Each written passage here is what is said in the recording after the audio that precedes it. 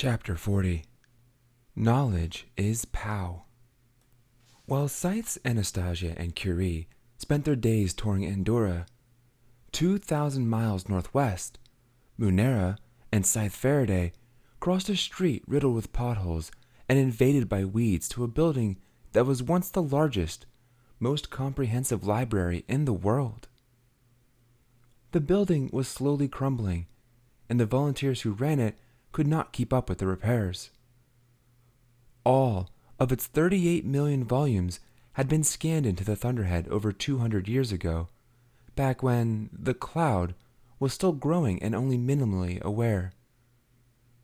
By the time it became the Thunderhead, everything the Library of Congress held was already part of its memory. But since those scans were administered by humans, they were subject to human error, as well as human tampering.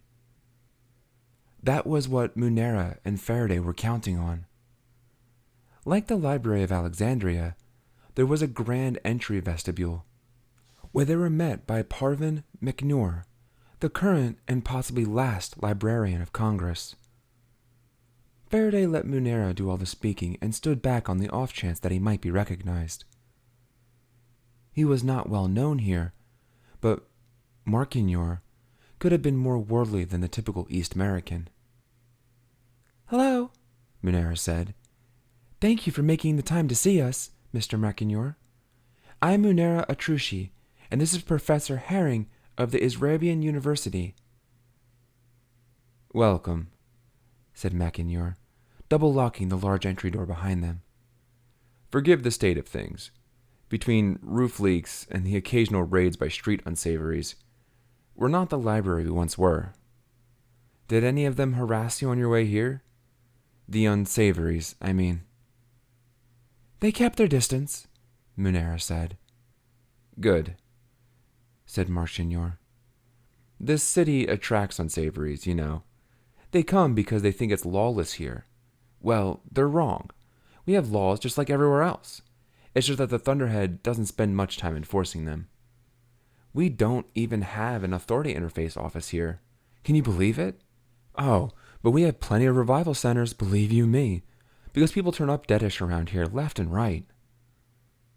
Munera tried to get a word in edgewise, but he steamrolled right over her. "Why, just last month, I was struck in the head by a stone falling from the old Smithsonian castle. Went deadish. And I lost nearly 20 hours of memory, because the Thunderhead hadn't backed me up since the day before. It's even remiss about that. I keep complaining to it, and it says it hears me and sympathizes, but does anything change? No!" She would have asked the man why he stayed if he so disliked it here, but she knew the answer. He stayed because his greatest joy in life was to complain.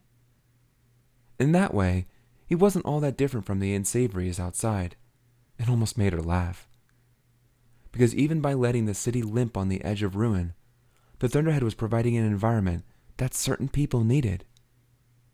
"And," continued Marchinor, "I don't even get me started on the quality of food in this city." "We're looking for maps," Munera interjected, which successfully derailed him from his rant. "Maps? The Thunderhead is full of maps. Why would you come all the way here for a map?" Finally, Faraday spoke up, realizing that Marchinor was so wrapped up in his own misfortunes, he wouldn't notice a dead scythe if he came up and gleaned him. "We believe there are some technical inconsistencies. We intend to research the original volumes and prepare an academic paper on them." "Well, if there are any inconsistencies, they're not our fault," Mackinor said, taking the defensive. "Any error in uploading would have occurred over 200 years ago, and I'm afraid we no longer maintain any original volumes." "Wait," said Munera. "The one place left in the world that would have hard copies from the Mortal Age, and you don't?" Marchinor gestured to the walls. "Look around you. Do you see any actual books? Any hard copies of historical merit have been dispersed to safer places, and the rest were deemed a fire hazard." As Munera looked around and glanced down adjacent hallways, she realized that, indeed, The shelves were completely empty. "If you don't have any actual books, then what is this place even for?" asked Munira. He puffed up, taking on an indignant posture. "We preserve the idea." Munira would have continued to give him a piece of her mind, but Faraday stopped her. "We're looking for the books that have been misplaced," he said. That caught the librarian by surprise. "I don't know what you're talking about." "I believe you do." He then took a closer look at Faraday. "Who did you say you were again?" "Redmond Herring, Ph.D., Associate Professor of Archaeological Cartography at the Arabian University." "You look familiar. Perhaps you've seen one of my orations on Middle Eastern land disputes of the late Mortal Age." Yes, that must be it." Marchignor looked around the vestibule with vague paranoia before he spoke again. "If the misplaced books exist, and I'm not saying that they do, word of them must not leave this place. They would be scavenged by private collectors and burned by unsavories." "We understand completely the need to be infinitely discreet," said Faraday with such reassurance in his voice that Marchignor was satisfied. "All right then, follow me." Then he led them beneath an archway where the words, "Knowledge is POW," were carved in granite. The stone containing the letters ER had long since crumbled to dust. At the bottom of a stairway, at the end of a hall, and at the bottom of an even older stairway, was a rusty door. Marchignor grabbed one of the two flashlights that were perched on a ledge and pushed onto the door, which resisted his weight with every fiber of its being. Finally, it creaked open into what at first looked like some sort of catacomb, but there were no bodies hanging on the wall. It was just a dark cinder-block tunnel that disappeared into deeper darkness. "The cannon tunnel," explained Marchignor. "This part of the city has tunnels going every which way. They were used by lawmakers and their staff.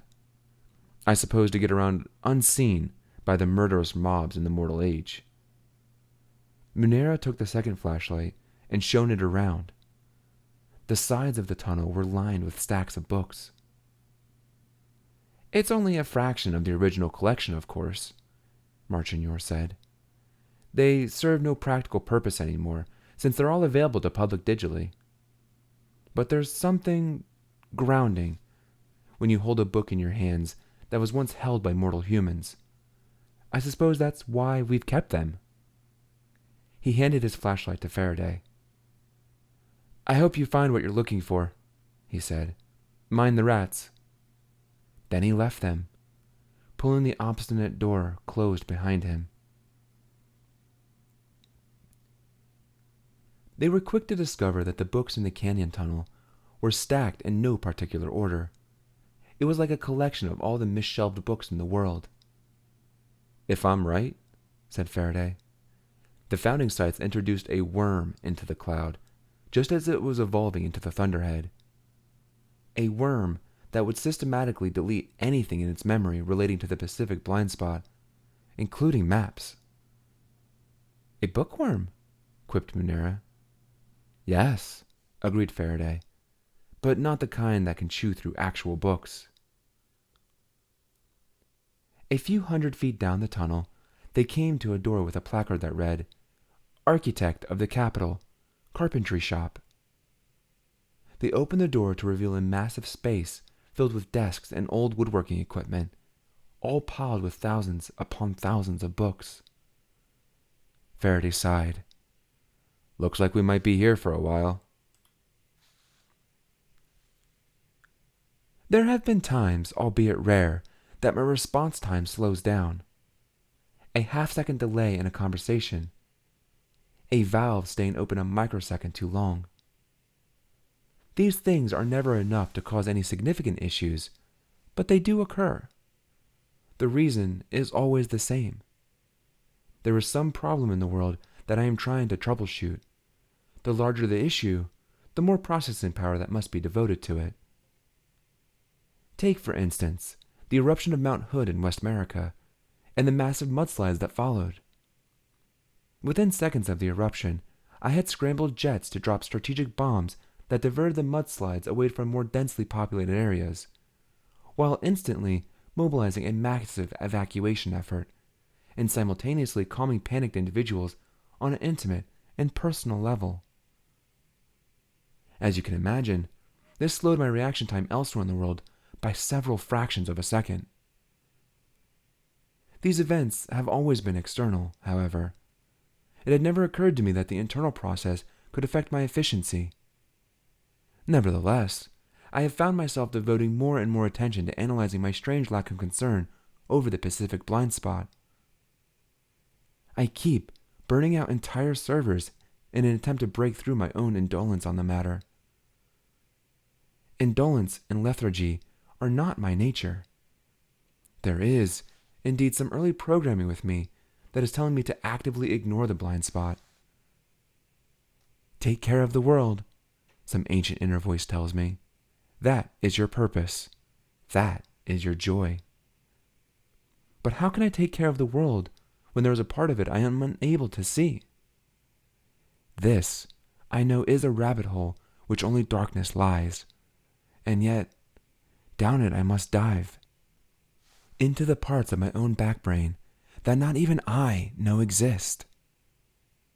The Thunderhead.